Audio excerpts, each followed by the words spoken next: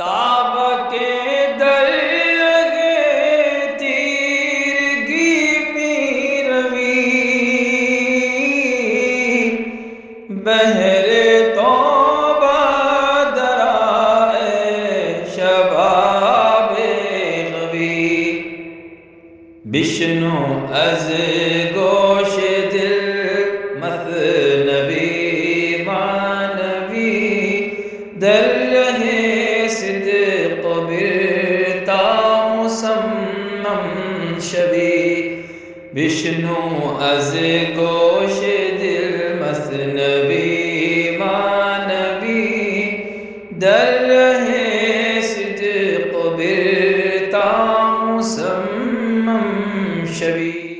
بسم اللہ الرحمن الرحیم، الحمدللہ رب العالمین، والصلاة والسلام علی سیدنا و مولانا محمد سید الانبیاء والمرسلین وعلی آلہ واصحابہ اجمعین، اما بعد۔ گزشتہ ایک رکے ہوئے واقعے کو شروع کرنے کا مولانا روم نے بیڑا اٹھایا۔ یہ جو واقعہ تھا، ایک بادشاہ کے پاس ایک غلام اور اس کی بخشش اس کی توقع سے کم ہو گئی، تو وہ بہت افسردہ ہو گیا تھا۔ تو چونکہ مختلف باتیں نکل گئی تھی، اس لیے وہ واقعہ وہیں پر رک گیا تھا۔ اب اس کو شروع کر رہے ہیں، لیکن صرف شروع ہوتا ہے، یہ واقعہ آگے نہیں بڑھے گا۔ صرف اتنا ہوگا کہ یہ جو تھا غلام، لیکن وہ بہت ناراض ہو گیا اور اس نے خط لکھا بادشاہ کے نام پہ کہ میرے ساتھ بہت غلط سلوک ہوا ہے۔ اب دیکھیے وہ کیا ہوتا ہے اور اس کے حوالے سے مولانا روم اور کیا باتیں بیان کرتے ہیں۔ رقعے پر جنگ و پر ہستیوں کی می فرستت پیش شاہ نازمی۔ ایک رقعے سے مراد یہاں پر لیٹر ہے۔ رقعہ اصل میں کہتے ہیں لیٹر کو ہیں، تو ایک لیٹر، خط، جو ایسے اسکرپٹ سے بھرا ہوا تھا جس کے اندر ایک قسم کی لڑائی تھی اور ایک قسم کی خود بینی کہتے اس کو۔ خود بینی مطلب اپنے آپ کو ہائی لائٹ کرنا، اور پھر کینہ، دل کے اندر ایک بغض و عداوت اور ایک کینہ چھپا ہوا، وہ اس کے کلمات سے ظاہر ہو رہا تھا۔ اور وہ ایسے بادشاہ کی خدمت میں پیش کیا جا رہا تھا جو نازک مزاج ہے۔ ایک نازک مزاج بادشاہ کی خدمت میں ایسا خط پیش کر رہا تھا وہ کہ جو لڑائی اور کینے سے بھرا ہوا ہے۔ کالبد ناماس اندر وے نگر، ہست لائق شاہ را آگہ بے بر۔ اب یہ واقعہ آگے بڑھاتے ہوئے مولانا روم یہاں پر کہتے ہیں کہ اے انسان، تیرا جسم بھی اللہ تعالیٰ کے حضور پیش ہونے والا ایک خط ہے۔ ایک وقت کے بعد یہ جسم اللہ کے حضور میں پیش ہو جائے گا نا، ایک خط ہے جو اللہ کے حضور اس نازک مزاج بادشاہ کے حضور میں پیش ہوگا۔ تو ذرا سوچ لے کہ تیرا جسم جب اللہ کی بارگاہ میں پیش ہونے والا ہے تو کیا اس کے دربار کے لائق ہے؟ کیا اس کے اندر ایسی باتیں ہیں کہ جو اس بادشاہ کو خوش کرے یا اس کو ناراض کرے؟ اس کو اچھی طریقے سے دیکھ لے۔ گوشے رو نامارا بکشا بخاں، بیں کے حرفش ہست در خرد شہاں۔ کسی کونے میں جا، اپنے خط کو کھول اور پڑھ اس کے اندر کیا ہے۔ ایسا نہ ہو کہ پھر اس غلام کی طرح تیرا حشر بھی ہو جائے، بس تیش میں آ کے جو لکھنا تھا لکھ دیا اور بادشاہ کے پاس بھیج دیا۔ اب جو اس کا حشر ہوگا وہ بعد میں سامنے آئے گا کیا ہوا، لیکن بہرحال اس کے لیے خرابی تو آ گئی، کیونکہ اس نے خط کا جائزہ نہیں لیا۔ کون سے کلمات کس کے پاس بھیجے جا رہے ہیں، کس کے سامنے کون سی بات کی جا رہی ہے، سوچ سمجھ کر کرنا چاہیے۔ کون سا تحفہ کس کو پیش کیا جا رہا ہے، اس کی کیا ویلیو ہے، اس کے دربار کے لائق ہے نہیں ہے، سب دیکھ کر بھیجا جاتا ہے۔ تو آپ کا جسم بھی اسی طریقے کا ہے۔ تو اس سے پہلے کہ یہ بھیجا جائے اپنے بادشاہ کے پاس، اس کا جائزہ لے لے۔ چھپا ہوا جو مواد ہے، جو متن ہے، جو اسکرپٹ ہے، وہ جا کر پڑھ لے کہ کیا اس کے اندر کی جو اسکرپٹ ہے وہ اس بادشاہ کی خدمت میں جانے کے مناسب ہے یا نہیں ہے۔ گر نباشت در خورارا پارا کن، نامہ دیگر نویسو چارہ کن۔ اور اگر وہ اسکرپٹ مناسب نہیں ہے تو بہتر یہ ہے کہ وہ خط مت بھیج، اس کو پھاڑ دے، دوسرا خط لکھ اور کوشش کر۔ اگر اس وقت یہ حالت ہے کہ یہ تمہارے جسم کا خط اس بادشاہ کے دربار میں پیش ہونے کے لائق نہیں ہے تو اس کو پھاڑ دے۔ پھاڑ دے سے مراد کیا ہے؟ پرانی زندگی چھوڑ دے، توبہ کر لے، نئے سرے سے نئی کہانی، نئی عبارت لکھ، اپنی زندگی نئے سرے سے شروع کر۔ اس کو کہتے ہیں دوسرا خط لکھنا، تدبیر کرنا، چارہ کرنا، کوشش کرنا۔ لیک فتح نامہ تن زب مداں ورنہ ہر کس سر دل دیدے آیاں۔ لیکن یہ جسم کو کھول کر، جسم کے اندر جو لکھی ہوئی اسکرپٹ ہے خط کی، وہ پڑھنا، کھولنا آسان کام نہیں ہے۔ اس کو اتنا آسان مت سمجھو۔ اگر یہ اتنا آسان ہوتا تو ہر آدمی دلوں کے راز کھلم کھلا دیکھ لیتا۔ خط جو ہے اندر ہوتا ہے، لفافہ باہر ہوتا ہے، تو جب تک لفافہ کھول کر خط نکال کر خط نہیں پڑھیں گے، اور وہ بھی جس زبان میں لکھا ہوا ہے وہ زبان سے واقف نہیں ہوں گے، خط پڑھنے کا سوال ہی پیدا نہیں ہوتا۔ یہاں پر جو اسکرپٹ ہے ہماری، یعنی ہمارے نامہ اعمال، یہ اندر ہے، باہر نہیں ہے۔ باہر تو صرف لفافہ ہے، دل کے اندر جو راز ہیں وہ ہے اصل خط۔ وہ ہر کسی کے بس کی بات نہیں ہے پڑھنا۔ نامہ بکشادن چے دشوارست و ساب، کار مردانست نئے طفلان لاب۔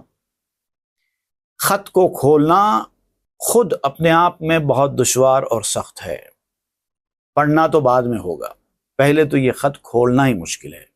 یہ بہادروں کا کام ہے، طفلان لاب کا کام نہیں ہے۔ میں نے اس لفظ پر غور کیا، طفلان لاب، ایسے بچے جو کھیلتے ہیں، کھیل کود، کھلنڈرے بچے جن کی زندگی صرف کھیل کود میں گزرتی ہے، ان کو کہتے ہیں طفلان لاب۔ تو یہاں پر آپ خافیہ کے طور پر ساتھ کی جگہ پہ لاب استعمال کر رہے ہیں، حالانکہ یہ عربی لفظ لاب نہیں لائب ہے۔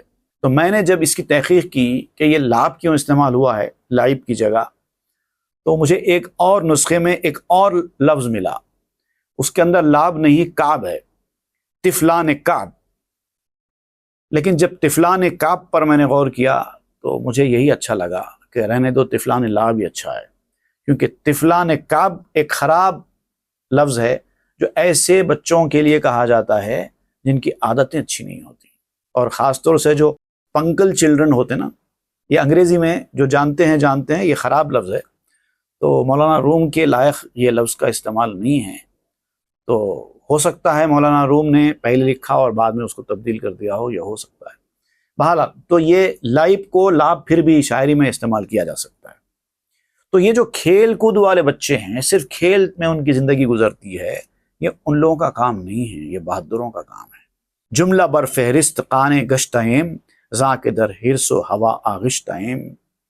اب معاملہ کیا ہے، ہم لوگ صرف اوپر دیکھ کر فیصلہ کرنے کے عادی ہو گئے ہیں۔ کتاب دیکھتے ہیں تو صرف فہرست نکال کے دیکھتے ہیں کیا موضوعات ہیں، بس کتاب بند کر دیتے ہیں اور سمجھ لیتے ہیں کہ ہو گیا، ہم نے کتاب پڑھ لی۔ فہرست پر قناعت کر لینا کہتے ہیں اس کو۔ انڈیکس دیکھ لیا، کون سے چیپٹرز ہیں، کیا ہے، اتنا پڑھ لیا اور کتاب بند کر دی۔ اخبار پڑھتے ہیں نا ہم لوگ، جو اخبار دیکھتے ہیں، اخبار دیکھنے والوں میں سے بھی بہت سارے لوگ ایسے ہی ہوتے ہیں، اخبار کھولتے ہیں شروع سے آخر تک صرف ہیڈ لائنز دیکھتے ہیں اور اخبار بند کر دیتے ہیں۔ حالانکہ طریقہ تو خیر ایسے ہی ہے اخبار کا، لیکن جو ٹاپک آپ سے ریلیٹڈ ہے یا آپ کے کام کی ہے، جس کے بارے میں آپ کو معلومات حاصل کرنا ضروری ہے، کم سے کم وہ تو اسکرپٹ اندر کی پڑھنا چاہیے، تفصیل میں جانا چاہیے، وہ بھی نہیں جاتے، صرف اوپر سے پڑھ لیا، ہیڈ لائنز کو ہی پڑھ لیا اور سمجھ لیا کہ میں نے پورا اخبار پڑھ لیا۔ تو خیر پھر بھی اخبار کا اتنا سنگین معاملہ ہوتا نہیں ہے۔ کتابیں جو کام کی کتابیں ہوتی ہیں ان کے ساتھ بھی ہمارا یہی رویہ ہے، صرف فہرست دیکھتے ہیں اور پوری کتاب کا اندازہ لگا لیتے ہیں۔ کیوں؟ اس لیے کہ ہم کو حرص اور خواہشات اتنے حاوی ہو گئے ہماری زندگی میں کہ ہم یہ سب کرنا نہیں چاہتے، اپنی خواہشوں کو پورا کرنے اور اپنی حرص کو پورا کرنے میں زندگی بسر کرنا چاہتے ہیں۔ ہمارے پاس وقت ہی نہیں ہے اتنی تفصیل میں جانے کا، اور خاص طور سے ایسی باتیں جو جسم کے اندر ہیں، اندر کی ہیں، اس کے اندر جا کر جھانک کر اپنی اصلیت کو جاننے کی کوشش کرنا، یہ تو حرص اور خواہش والے کبھی نہیں کریں گے۔ باشداں فہرست دامیں آمرا، تا چنا دانند متن نامرا۔ دیکھیے یہ جو فہرست ہے یہ اصل میں ایک جال ہے جو انسان کو فہرست کے اوپر کھانے کر دیتی ہے، سیٹسفائی کر دیتی ہے۔ فہرست اصل میں جال ہے، ایسی کتاب جس کی کوئی فہرست ہی نہ ہو، انڈیکس ہی نہ ہو، اگر آپ کو کہا جائے کہ یہ کتاب بڑے کام کی ہے، پڑھنے کی ہے، آپ پوری کتاب پڑھیں گے کیونکہ اس کی انڈیکس ہے ہی نہیں، پتہ ہی نہیں ہے کہ چیپٹر کون سے ہے، پتہ نہیں کہاں پہ کیا لکھا گیا ہو، آپ کو پڑھنا پڑے گا۔ لیکن جب انڈیکس دے دیا جاتا ہے تو آدمی کاہل واقع ہو جاتا ہے، انڈیکس دیکھ لیتا ہے، زیادہ سے زیادہ کوئی ایک چیپٹر پڑھ لیا، کام کا دکھائی دیا تو، نہیں تو کچھ بھی نہیں۔ تو انڈیکس پڑھنے کے بعد، فہرست پڑھنے کے بعد، وہ خط کے مضمون کو بھی، اندر کے متن کو بھی ایسے سمجھتے ہیں، ایسے ہی ہوگا، کوئی ضروری نہیں ہے۔ کبھی فہرست اتنی کام کی دکھائی نہیں دیتی، کتاب کام کی ہوتی ہے، کبھی فہرست بڑی اٹریکٹیو ہوتی ہے لیکن کتاب میں کچھ نہیں ہوتا، ایسا بھی تو ہو سکتا ہے۔ باس کن سرنا مرا گردن متاب، زی سخن واللہ اعلم بالصواب۔ تو اب آپ کہتے ہیں کہ خط کے مضمون کو کھولو، اندر جاؤ، کتاب کھولو، خط کھولو، کیا لکھا ہوا ہے پڑھو، اس بات سے منہ مت موڑو، اپنا جائزہ لو، سیلف اسسمنٹ کرو، تمہارے اندر کی حالت کا جائزہ لو، جتنا ہو سکا لو، پورا تو آپ نہیں لے سکتے، خود کا جائزہ بھی پورا نہیں لے سکتے، جتنا ہو سکتا ہے لو، باقی حقیقت حال تو اللہ تعالیٰ جانتا ہے۔ ہست آ عنواں چو اقرار زباں، متن نامہ سینہ را کن امتحان۔ یہ جو متن ہے، یہ جو ہیڈ لائن ہے، یہ جو عنوان ہے، یہ جو ہیڈ لائن ہے، یہ جو انڈیکس ہے، یہ دراصل ایمان کے زبانی اقرار سے مماثل ہے۔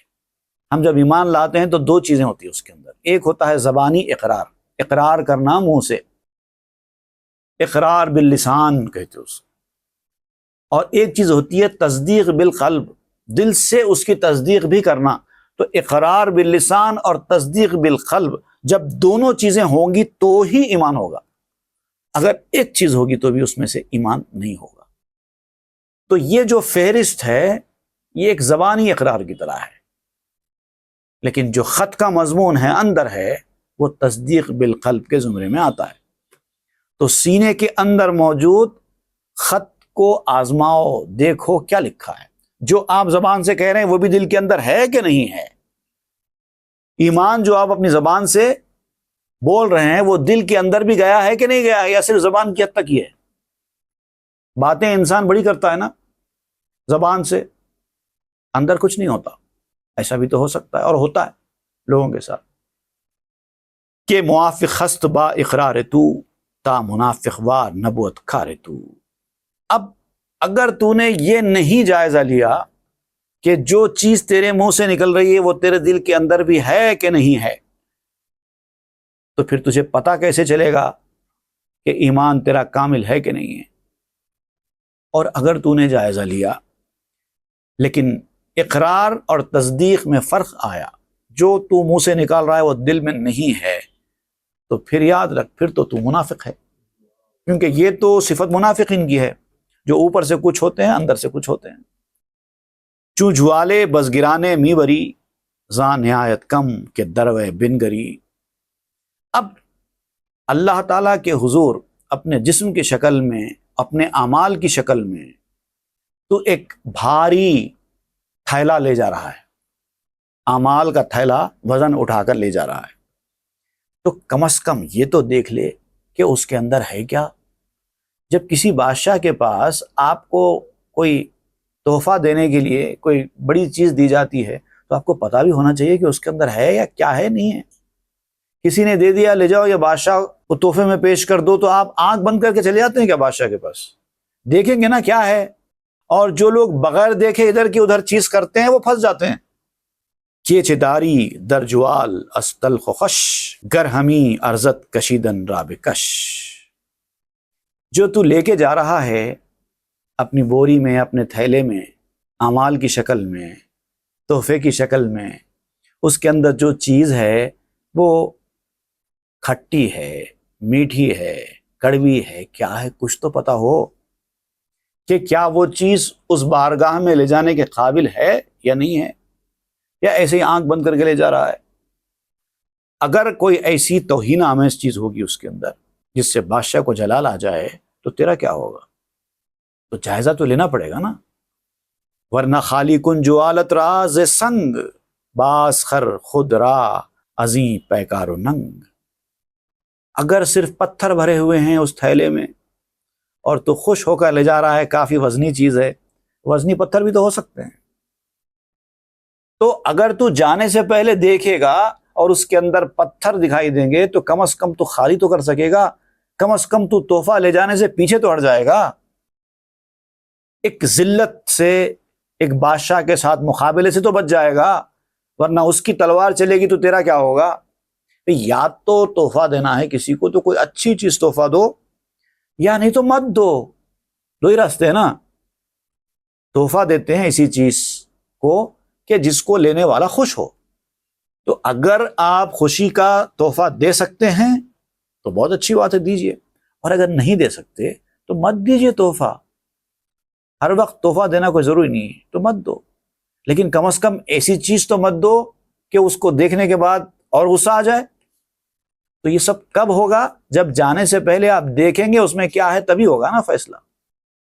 در جوال آکن کے می باید کشید، سوئے سلطانہ و شاہان رشید۔ آپ کے بورے میں، آپ کی تھیلی میں وہ بھر کر لے جاؤ اچھے بادشاہوں اور اچھے سلطانوں کے پاس جو ان کے شاہ نشان ہو۔ اب اللہ کے حضور جا رہے ہیں تو کیا لے کے جانا چاہیے؟ نیک اعمال بھر کر لے جانا چاہیے۔ جتنے زیادہ نیک اعمال ہوں اور جتنے زیادہ نیک اعمال سے آپ کا تھیلا بھرا ہو اتنا اچھا ہے۔ زشت نبوت کی جوالے پرزریک، می کشی و باشداں ہم مردریک۔ اگر آپ کا تھیلا مٹی سے، ریت سے بھرا ہوا ہو اور وہ لے جائے تو جو پھینکنے کی چیز ہے تو اس سے تو اچھا یہ ہوگا کہ نہ لے جائے۔ یہاں پر مٹی اور ریت سے آپ کیا مراد لے رہے ہیں؟ بد اعمالیاں، برے اعمال۔ نیک اعمال سے بھرا ہونا چاہیے آپ کا نامہ، اور نیک اعمال تو کچھ بھی نہیں ہے، صرف برے اعمال ہی ہیں نام اعمال میں، تو کیا اللہ تعالیٰ کے حضور میں پیش کرو گے؟ چو نمی تانی کہ پر لالش کنی، ہم تہی بہتر کہ ہم جن سے تنی۔ اگر نیکیوں سے آپ کا اعمال نامہ بھرا نہیں ہے تو کم سے کم اتنا تو کرو کہ برائیوں سے تو نہ بھرو۔ برائیاں رہنے سے تو بہتر یہ ہے کہ آپ کا نامہ اعمال خالی رہے، کیونکہ اس سے کچھ نہ کچھ تو بچاؤ کی صورت نکل سکتی ہے۔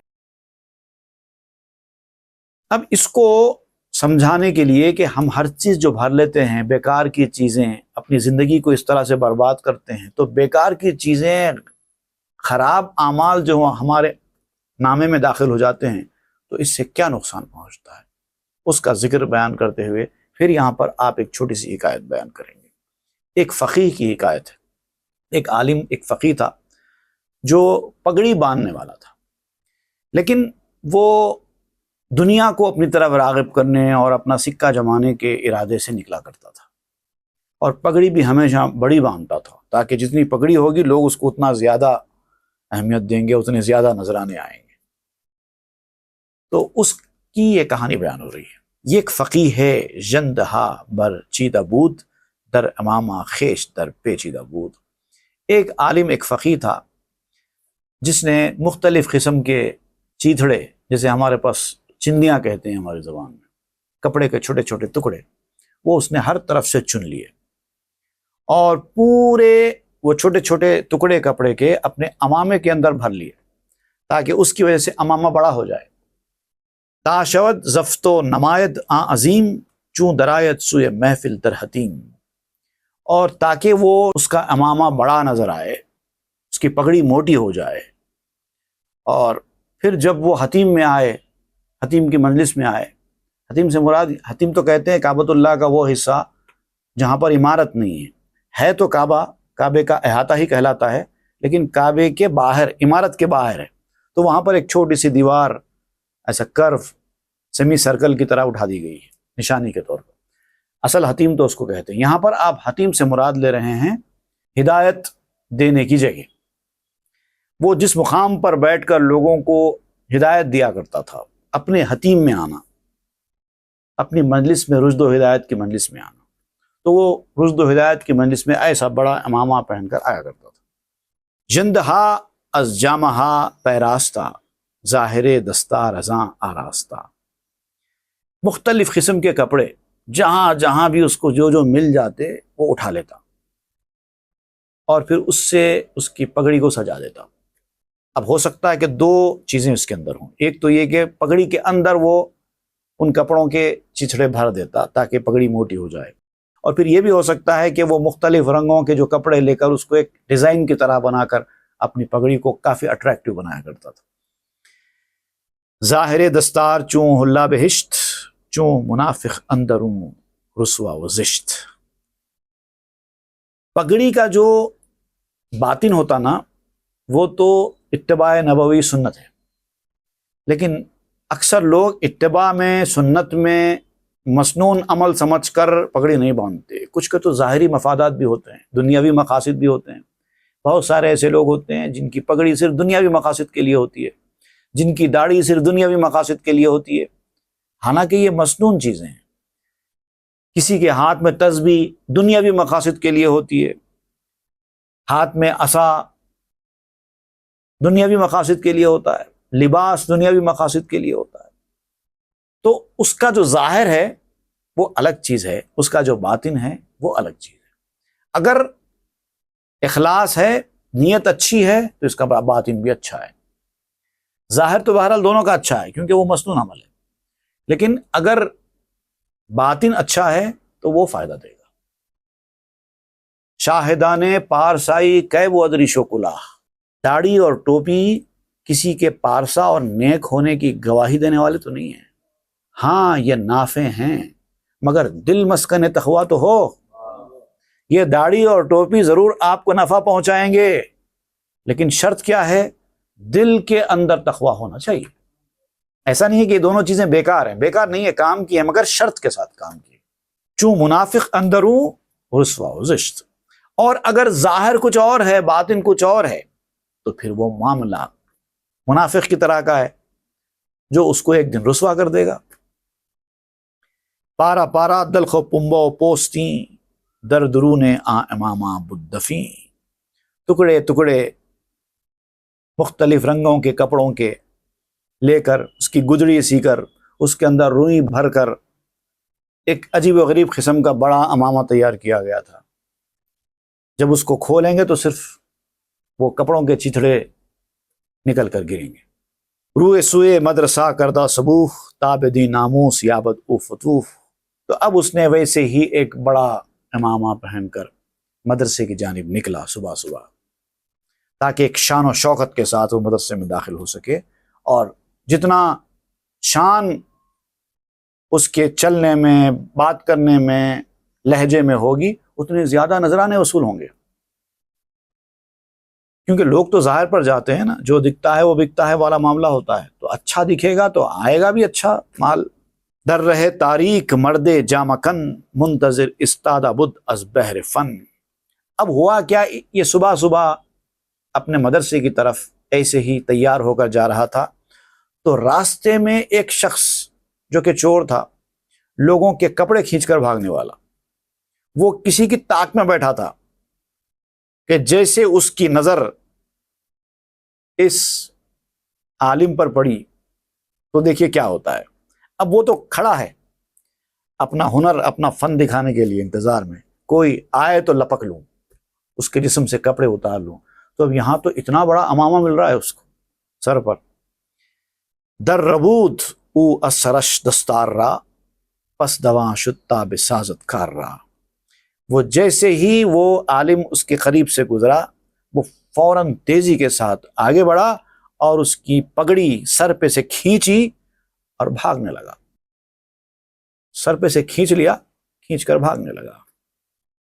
اب اس کو سمجھ میں آ گیا کہ یہ بہت زیادہ کپڑا ملے گا مجھے اس کے اندر، اتنی بڑی پگڑی ہے، میں ایک لباس سلا سکتا ہوں، اتنا کپڑا ہے اس کا۔ پس فقیہش بانگ برزت کھے پسر، باس کن دستار را آنگہ بے بر۔ اب جیسے وہ لے کے بھاگ رہا تھا تو یہ عالم فقیر نے اس کو آواز دی، بیٹا کیا کر رہا ہے، ذرا پگڑی کو کھول کر تو دیکھ، تو کس غلط فہمی میں میری پگڑی لے جا رہا ہے، پہلے دیکھ تو لے، اس کے بعد جا، تجھے شرمندگی ہوگی۔ گھر کو جانے کے بعد جب تو میری پگڑی کھولے گا تو تجھے پتا چلے گا اس کے اندر کپڑا تو کم ہے، چندیاں زیادہ ہے، تو اس سے بہتر یہ ہے کہ تو اتنی محنت کیوں کر رہا ہے، راستے میں کھول کے دیکھ لے۔ ان چنی کے چار پر رحمی پری، باس کن آہد یارا کے می بری۔ تو اس طرح چار پروں سے اڑ کر ایسے جا رہا ہے جیسے کوئی قیمتی چیز تجھے مل گئی ہے۔ چار پروں سے اڑنے کا مطلب بہت تیزی کے ساتھ دوڑنا۔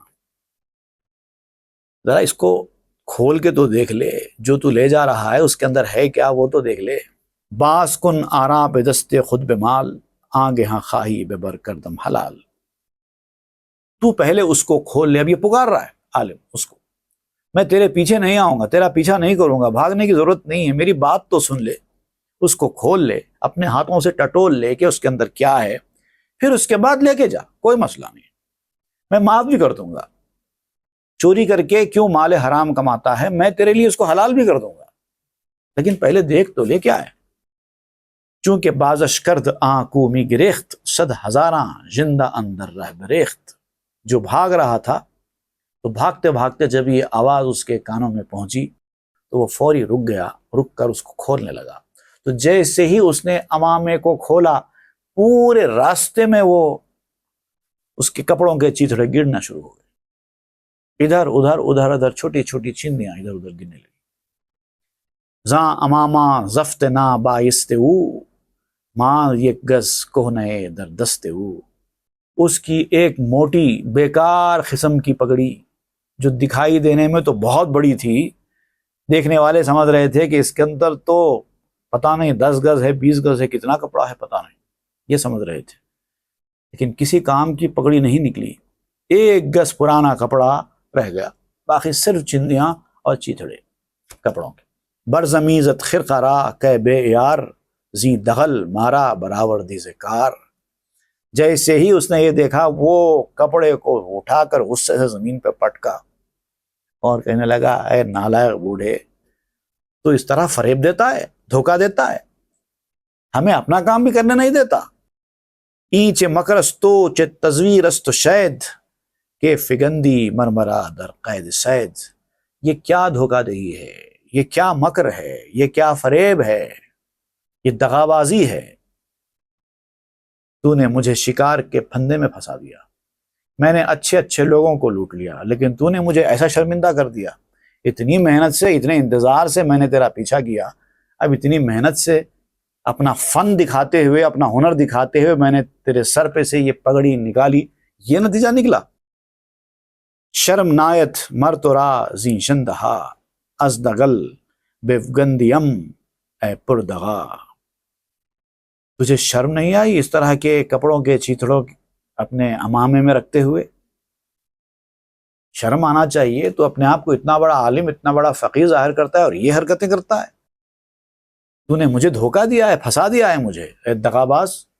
اب یہ کہنے لگا چور، گفت بنمودم دغل لیکن ترا، از نصیحت باز گفتم ماجرا۔ تو اب اس نے کہا، اس عالم فقیر نے، یقیناً میں نے دھوکہ کیا ہے، فریب کیا ہے، لیکن میرا خلوص بھی تو دیکھو کہ میں نے تجھے بتا دیا ہے، میں نے تجھے بتایا نا کہ کھول کے دیکھ، کیوں لے کے بھاگ رہا ہے، تو کم از کم اس کو تو دیکھ۔ اب یہ حکایت بیان کرتے ہوئے اصل میں آپ اس حکایت سے یہ ثابت کرنا چاہتے ہیں کہ بعض لوگوں کے اعمال اسی طرح کے ہوتے ہیں، دکھائی دینے میں تو بڑے شاندار، لیکن کھول کے دیکھو چندیوں اور چیتھڑوں کے سوا کچھ نہیں اس کے اندر۔ دنیا داروں کو اپنی زبان سے نصیحتیں بڑی کرتے ہیں،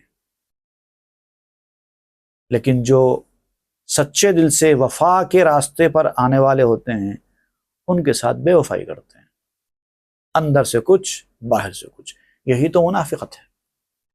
اب اس کی تشریح اور کریں گے آپ انشاءاللہ، وہ ہم آئندہ کے درس میں پڑھیں گے۔ صلی اللہ تعالیٰ علی خیر خلق سیدنا محمد وآلہ وصحبہ اجمعین والحمد للہ رب العالمین۔ تاب کے درگے تیرگی پیروی